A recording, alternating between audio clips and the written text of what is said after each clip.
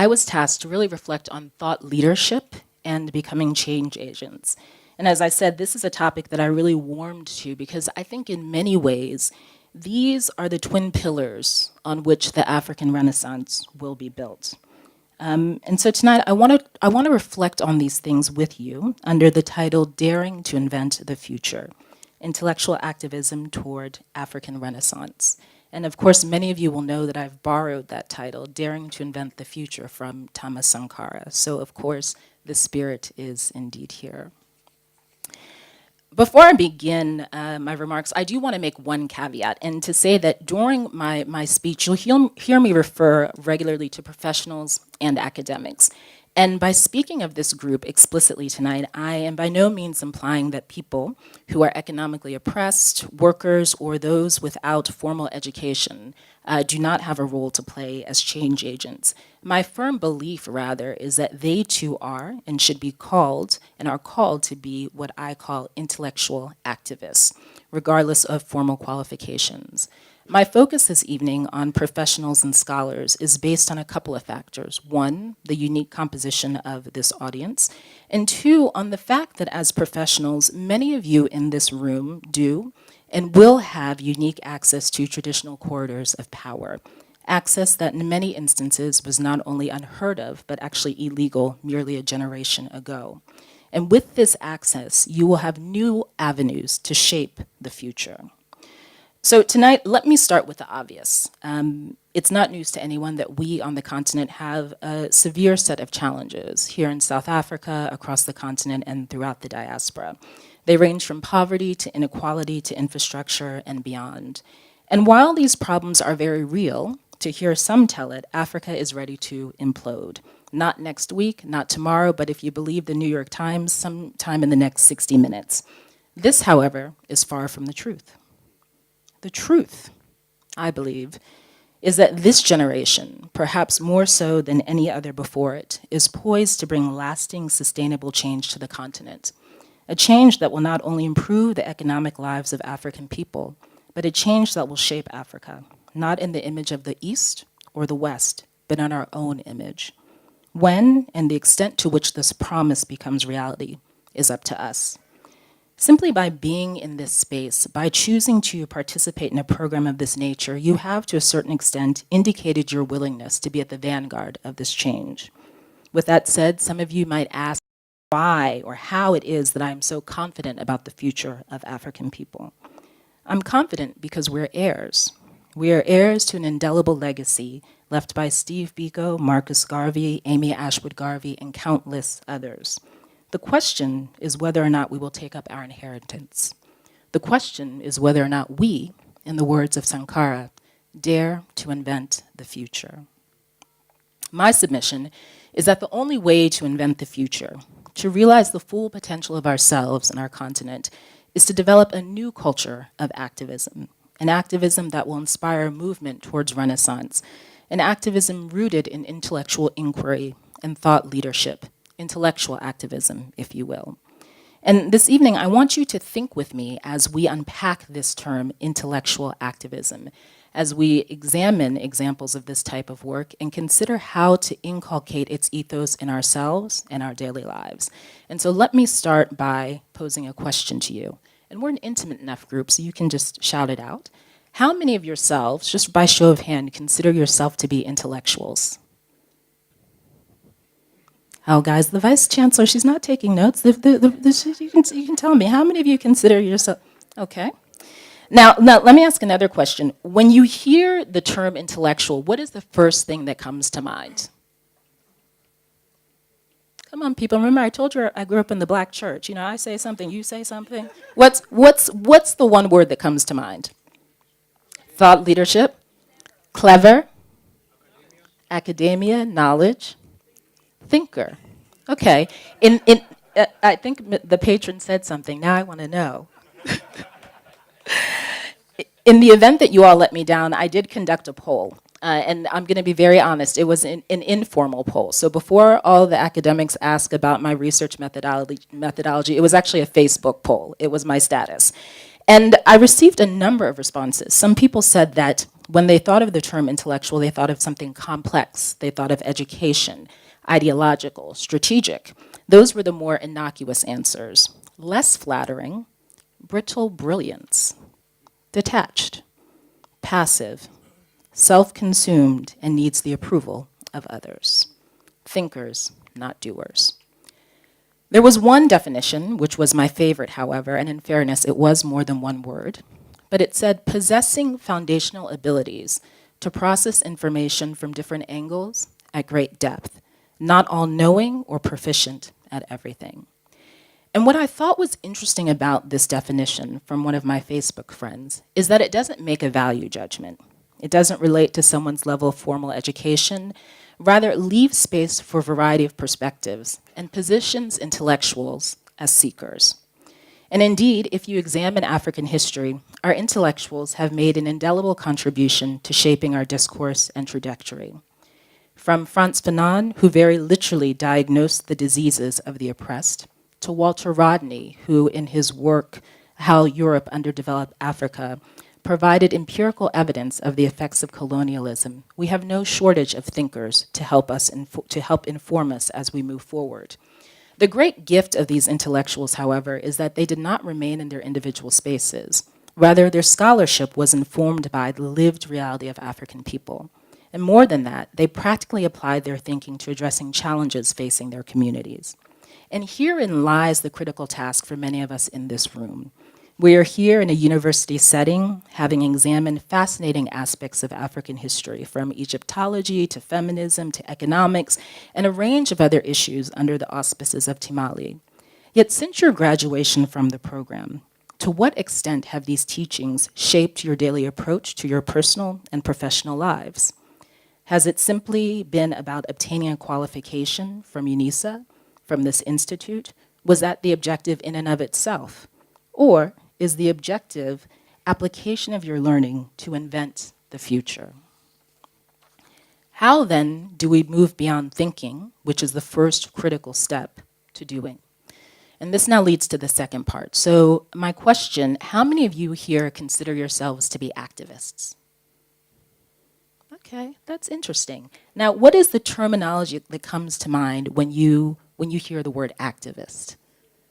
Fearless. There's a beautiful lady in green. You're very excited. What comes to mind? Ungovernable. Okay. My brother, when you hear the word activist, what comes to mind? Okay. Again, I resorted to Facebook, and this was very interesting. My own brother, who considers me an activist, said militant. Other people said dynamic. Some said liberals. I got doers, down for the cause, passionate, and struggle. Again, though, my favorite definition was change in living form. In reviewing current events, we can see that there are many different types of activism that are being employed by this generation.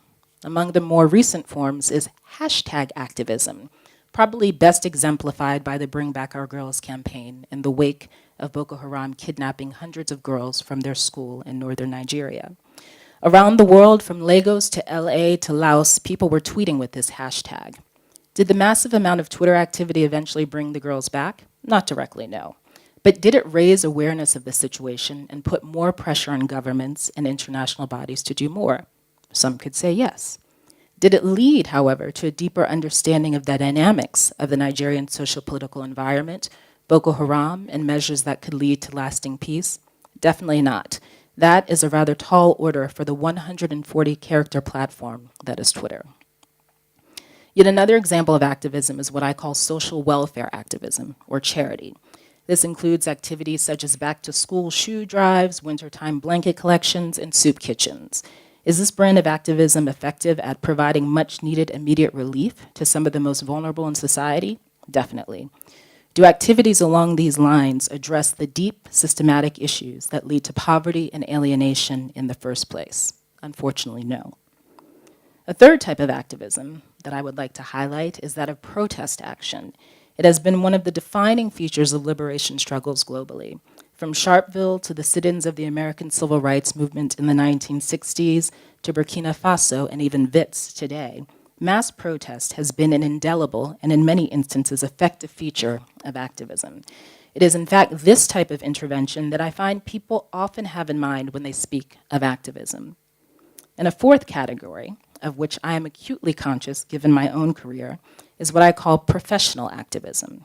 This category includes NGOs, public benefit organizations, and other entities established to pursue specific goals in society.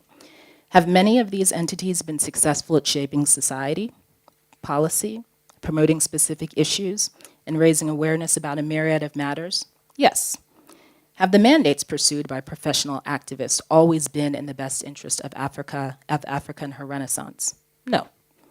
Have some of the methods used by professional activists, images of famine victims covered in flies, or babies with distended bellies, upheld the dignity of African people? All too often not. And I think these examples in many ways speak to the quandary of activism for many. For those of us wanting to contribute to the realization of the Renaissance, we know that we can't hashtag our way to a new future. We know that while food and blankets are essential for many of our people in the short run, we want to create a situation where they're available to all of us in the long run. And truthfully, the latter options, protest action and professional activism, can seem a bit much, perhaps at odds with our images of ourselves and our notions of being intellectuals, professionals, and thought leaders. I think this is why our approach to and views of activism must shift to one of intellectual activism, activity that is thoughtful, considered, and strategic. My approach is that we need to challenge dominant paradigms based on the experiences and aspirations of African people, which enable us to be activists wherever we are, not just online, not just at the occasional march, but daily in our work as professors, business analysts, doctors, and artists. In my view, international activism should be a constant cycle of revisiting ideas, implementing them, and assessing the outcomes of our actions to see if our thinking holds true. And I think this sentiment was perhaps best articulated by Steve Biko when he said, and I quote, "As people existing in a continuous struggle for truth, we have to examine and question old values, concepts, and systems. Having found the right answers, we shall then work for consciousness among all people to make it possible for us to proceed toward putting these answers into effect," unquote. To me, this is the essence of intellectual activism, and Steve Biko's life and work in many ways exemplify this principle. And now, in the interest of time, I'm not going to delve too deeply into the details of Steve Biko's life, but I will make a huge assumption that the majority of the audience has some familiarity. Instead, I'll highlight a few salient points that I think have relevance for us as we consider what it means to be an intellectual activist. I think the first thing that Biko teaches us about activism is to start where we are. When he began the South African Students' Organization with his colleagues in the late 60s, it wasn't because he had all of the answers, but because he saw a need he felt that Black students could effectively address. In 1967, Biko participated as an SRC delegate at the annual NUSIS conference held at Rhodes University. NUSIS was ostensibly a non-racial student group that opposed apartheid. A dispute arose at the conference when the host institution prohibited racially mixed accommodation in compliance with the Group Areas Act. NUSIS professed to abhor this law but would not oppose it. Instead, they condemned Rhodes officials through statements while cautioning Black delegates to act within the limits of the law. For Biko, this was a defining moment. Despite claims that individuals and institutions opposed apartheid, they too often did little beyond rhetoric to address it. Seeking an alternative that legitimately represented the aspirations of Black people and not being able to find one, Biko created it. And many of you will know that by the 70s, the influence of SASO and Black consciousness spread well beyond the university campuses and grew into a broad movement that encompassed journalists, artists, educators, high school students, and many, many more. Ironically, to ascertain the full depth and breadth of the movement, one only needs to look at the list of organizations that was banned on October 19, 1977, in the wake of Biko's death. There you will see the diversity of these institutions and individuals. Incidentally, Black Wednesday, as it came to be known, we will mark the 30th anniversary of it on Monday. One of the other things that Biko teaches, and which is most impressive to me about his colleagues, was their commitment to intellectual inquiry to ideas, to engagement. BC was not a ready-made philosophy that was simply adopted by the Sasso generation. Rather, they spent time reading, everything from Paulo Freire to Fanon. They synthesized ideas, not to copy them, but to test them against their own experience, and to ultimately develop a worldview and orientation that advanced their struggle. But one indicator of this intellectual process are the terms BC activists used to describe themselves. In the founding documents of Sasso, they referred to themselves as non-whites. Yet a few short years later, they were black and very proudly African, refusing as African people, Asian and mixed race people to be identified as non-white, amounting to non-entity. And incidentally, again, you see the legacy of this enshrined in our BEE codes and what it means to be black. Thirdly, Biko demonstrates that we all have the capacity to be activists. While he over time became a professional activist, more by default than design, he didn't start out that way. He was a student who saw a need and stepped in to meet it. While there were many problems he could have addressed, he started on campus, right where he was. As a medical student, clinics and the provision of healthcare were a core part of his work. His activism grew from there. I think the danger, though, of citing Biko as an example of activism is that we may inadvertently fall into what I call the big people syndrome. Often when we think of activists, remarkable people like Biko, Mandela, Tambo, Fannie Lou Hamer, and Angela Davis come to mind. And they are indeed shining examples of activism, change, as my friend said, in living form. Yet what we don't talk about as much are the foot soldiers, not just those who marched and protested alongside the aforementioned activists, but those that were the artisans who literally helped to build local clinics brick by brick, the teachers who voluntarily ran winter schools in defiance of Bantu education, and the lawyers who represented detainees. These people are equally activists in their own right. And please hear me, I am not saying that we should live small or that we should not aspire for greatness or that we should do the bare minimum. Rather, what I'm calling for is that we each thoughtfully embody change in living form. I'm calling for an intellectual activism that is intentional in all areas of our lives, from examining the attitudes we hold to the ways we raise our children, to the decisions we make in the workplace, to our civic engagements. I'm calling for us to be intellectual activists who daily dare to invent the future. The question then is, how do we become intellectual activists? And I think that there are 4 things we ought to focus on in this pursuit, at least initially. The first is consciousness. Again, it was Biko who said of his work that, and I quote, "We try to get Blacks in conscientization to grapple realistically with their problems, to develop what one might call an awareness of their situation, to be able to analyze it and to provide answers for themselves," unquote. It is important to note that consciousness is not a destination. It is not a particular language or aesthetic, although that may be a manifestation. Consciousness is about engaging with our problems and finding solutions for ourselves. It's about acknowledging that it's both our right as well as our responsibility to decide who we want to be. Consciousness is also about recognizing the ways in which we have been complicit in our own oppression and developing the mental tools to overcome that oppression. Consciousness is a continual reevaluation of who we are, what we believe, and how we live. And allow me, please, again, to reiterate that simply by being in this program, you in many ways have demonstrated your commitment to the ongoing journey of conscientization. Yet, in the same ways that we view activism or intellectualism in a particular light, I suspect that we may take other things for granted as well, things that are indicative of an attitude that will ultimately impede renaissance. I think the next thing we require, if we are to become intellectual activists, is courage. I had a conversation with a young man a few years ago, and we somehow got into the topic of transformation and how few Black professionals there were, etc. And my point was that if each of us Black professionals simply reached out to and mentored others, over time there would be more Black professionals, and ostensibly different approaches to social challenges in the workplace. His retort, if you do the right thing, you won't get your bonus. Keep in mind he was 25, a stockbroker for one of the large financial institutions, and judging from his German-made car, doing quite well on base salary alone. The bonus was pretty much money to go to Fiji. In the case of the stockbroker, we see that he is clear about what his role ought to be. He's just unwilling to make the sacrifice to do it. And I use the word sacrifice, but let's be honest, Robben Island is closed. The consequences of advocating for African people are far different than what they were just 2 decades ago. With that said, are there social, professional, and economic costs to advancing African Renaissance? Yes, but the costs are not as high as they used to be. I think the third thing we need to do is to commit to ongoing critical analysis.